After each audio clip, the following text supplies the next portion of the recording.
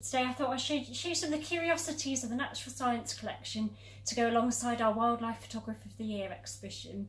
So our first creature here you might recognise, it's not native to Britain, it's actually a kiwi, which is a native bird to New Zealand.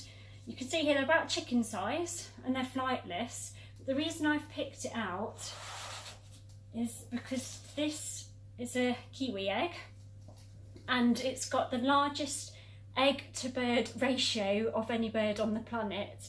So, you know, it's almost as big as an emu egg. And the other really interesting thing about this, I thought it would be a chance to show you a bit about museum conservation. And quite a lot of our objects have been in the museum a long time. This has been in the museum since at least 1957. And you can see in the past it's been broken and repaired by sticky tape, which is not something we do today, and I'm sure our conservators would have something to say about what they would do about removing the sticky tape and replacing it with a more economic repair. We've also here, you can see, it has in the past been stored in cotton wool, and the cotton wool is great because it cushions the egg, but it's also acidic, which affects the long-term care of the egg. And you can see it's also got really muddled up with the sticky tape.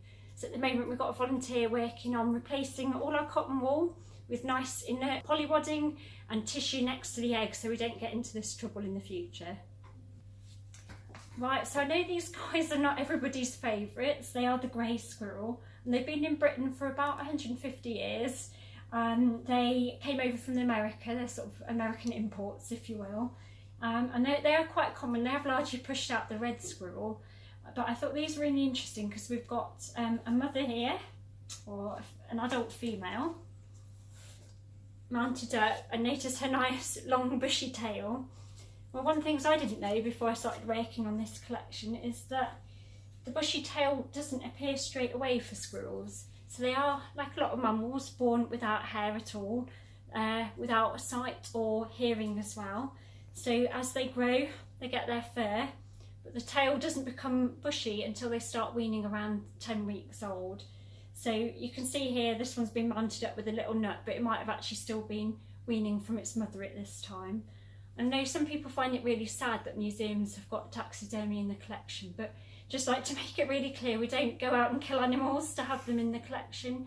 A lot of ours are either historic pieces of taxidermy or things that have been found dead by other causes and then taxidermy to put in the museum's collection.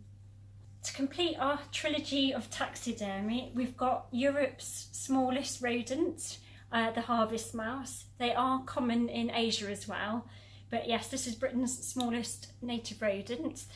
And as you can see, alongside my finger, absolutely tiny, very sweet, but most of the time you won't actually spot the harvest mouse. You'll actually see evidence of their nests. And they're really interesting because they make two different sorts of nests. They've got a non-breeding nest for shelter and also a breeding nest. And they're one of the few rodents to build their nests up high, so particularly the breeding nests might be up to 50 centimetres off the ground, and that's to protect their young inside. This one's only about 5 centimetres across, so it's probably a non-breeding nest, just for a safe home for them to stay in. And you can probably see it's been made in brambles with sort of dried grasses and straws. And these little creatures are really clever because, again, they're one of the only rodents in the UK to have a prehensile tail, which means it's one that independently moves and they can use it to help them grab around grasses and climb up high.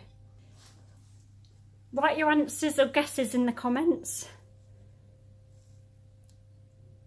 See what you think it is. Anyone get any close, like whereabouts from an animal, what kind of animal? All good guesses are good guesses. I would also love to hear from you. What kind of things would you like to see from us? Our collection covers from social history, costume, industrial history of Coventry, artworks, as well as the rest of the natural sciences collection. So there's plenty here to see, and we'd love to know what you'd like to see.